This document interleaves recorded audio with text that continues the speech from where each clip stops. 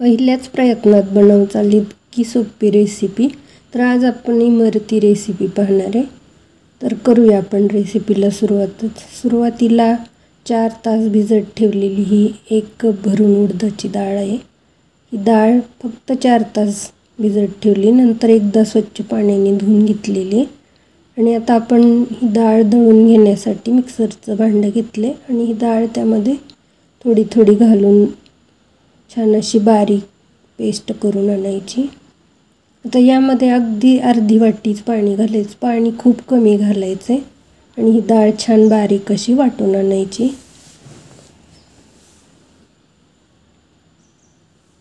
वाटून आणलेली डाळ ही तुम्ही पाहू शकता, इतपत बारीक अशी डाळ वाटून आणलेली। आणि ही डाळ आता आपण एका ताटामध्ये काढून घेतलेली। पूर्ण डाळ वाटून झालेली, छान अशी बारीक डाळ वाटून घेतलेली। नंतर आपण यामध्ये केशरी कलर घालून घेणार आहे। तर अगदी पाव चमचा केशरी कलर खाण्याचा घालून घेतलेला आहे। जर तुम्हाला कलर न घालता बनवायची असेल तर तशी तुम्ही बनवू शकताय। आता ही डाळ आपण छान हाताने 6 ते 7 मिनिट फेटून घ्यायची। स्टीलच्या ताटामध्येच ही वाटलेली डाळ काढून घेतली म्हणजे फेटायला सोपं जाते। जेवढी डाळ फेटून घेचाल तेवढी कुरकुरीत अशी ह्याची इमरती तयार होती। आता आपण हे पीठ पाइपिंग बॅगमध्ये काढून घेणार आहे। तर ही अशी माझ्याकडे एक पाइपिंग बॅग आहे, त्याच्यामध्ये हे पीठ घालून घेतलेलं आहे आणि याच्यातून आपण इमरती बनवून घेणार आहे। जर ही पाइपिंग बॅग नसेल तर तुम्ही प्लास्टिकची कुठलीही पिशवी वापरू शकताय। तर या पद्धतीने ही पीठ या पाइपिंग बॅगमध्ये भरून ठेवायचे। नंतर आपण याच्यासाठी लागणारा पाक तयार करून घेतोय। तर गॅसवर कढई ठेवली आणि कढईमध्ये 2 कप साखर घालून घेतलेली आणि 1.25 कप पाणी घालून घ्यायचे।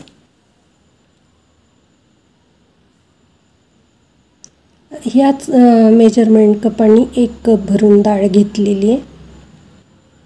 तर हे 1.25 कप पाणी घालून घेतले आणि 2 कप साखर घेतलेली। आता मीडियम गॅसवर आपण एकसारखं हलवत राहायचे आणि साखरेचं छान असा पाक तयार करून घ्यायचा आहे। एकतारी पाक वगैरे असा कुठल्याही प्रकारचा करायचा नाही। या ठिकाणी एक उकळी आल्यानंतर 2 ते 3 मिनिट पाकाला उकळी काढून घ्यायची। पाक छान उकळल्यानंतर लगेचच आपण याच्यात फूड कलर घालून घेतलेला आहे। हा केशरी फूड कलर घालून घेतलेला आहे। फूड कलरचा वापर कमी करायचा आहे। नंतर आपण यामध्येच अर्धा चमचा वेलची पावडर घालून घेतलेली। छान एकदा मिक्स करून घ्यायचे।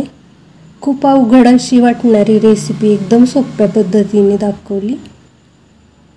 तर साखरेला आणि पाणी घातल्यानंतर जी पहिली उकळी येते त्याच्यानंतर फक्त 3 ते 4 मिनिटच हा पाक उकळून घेतलेला आहे। एकतारी पाक वगैरे केलेला नाही आहे।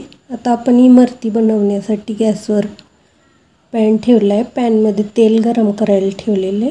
तेल गरम होईपर्यंत आपण पाइपिंग बॅगला कट मारून घेणार आहे। तर अगदी लहान साईजचा कट मारून घ्यायचा आहे म्हणजे इमरती छान अशा आकारात तयार होत आहे। नंतर एक झारा घ्यायचा आहे आणि झाऱ्यामध्ये तुम्हाला सुरुवातीला तेलामध्ये नाही जमत तर या पद्धतीने तुम्ही इमरती बनवू शकताय। तर पाहू शकताय तुम्ही व्हिडिओमध्ये दाखवल्या पद्धतीने ही इमरती झाऱ्यावर घालून घ्यायची।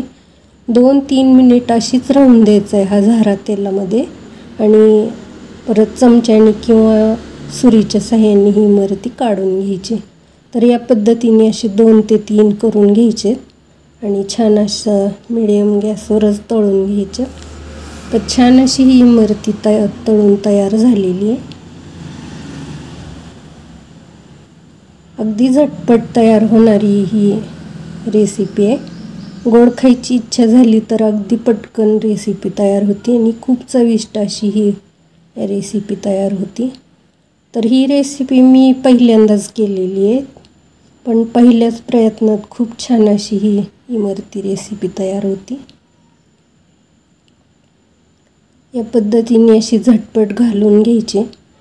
झाऱ्यावर आपण जेव्हा इमरती घालून घेतो त्यानंतर 2 मिनटं तेलात तसा झाऱ्या राहून द्यायचा आहे आणि नंतरच सुरीच्या साहाय्याने ही इमरती काढून घ्यायची. लगेचच काढायची नाही, नाहीतर मग ही झाऱ्याला चिकटून बसते. तर या पद्धतीने ही इमरती अशा 2-4 घालून घेतल्यानंतर मीडियम गॅसवर छान अशा कुरकुरीत तळून घ्यायच्यात आणि नंतर आपण पाक तयार करून ठेवलेला आहे त्या पाकामध्ये घालून घ्यायच्यात. एकीकडं इमरती तळून घ्यायच्या आणि एकीकडं या पाकात बुडवून ठेवायच्या. पहिली बॅच पाकातली काढून घ्यायची, नंतर दुसरी तळलेली बॅच घालून घ्यायची. अगदी 15 ते 20 मिनटात इमरती रेसिपी तयार होती आणि खूप छान चवीला पण ही रेसिपी लागते. तर या पद्धतीने या पाकात बुडवून झालेल्या सर्व इमरती काढून घेतल्या. सर्विंग डिशमध्ये काढून घेणार आहे. तर जिलेबी आणि इमरतीमध्ये काय फरक आहे, तर जिलेबी मैद्यापासून बनवली जाते आणि इमरती उडदाच्या डाळीपासून किंवा मुगाच्या डाळीपासून पण इमरती रेसिपी बनवली जाते. तर ही आजची आपली रेसिपी उडदाच्या डाळीपासून बनवलेली. तर अगदी गोड खावंसं वाटत असेल तेव्हा झटपट बनणारी किंवा पाहुणे येणार असतील तेव्हाही गोड काय बनवावं सुचत नसेल तर 15 ते 20 मिनटातच बनणारी ही रेसिपी तुम्ही नक्की करून पहा आणि लाईक, शेअर, सबस्क्राईब करायला विसरू नका. थँक्यू.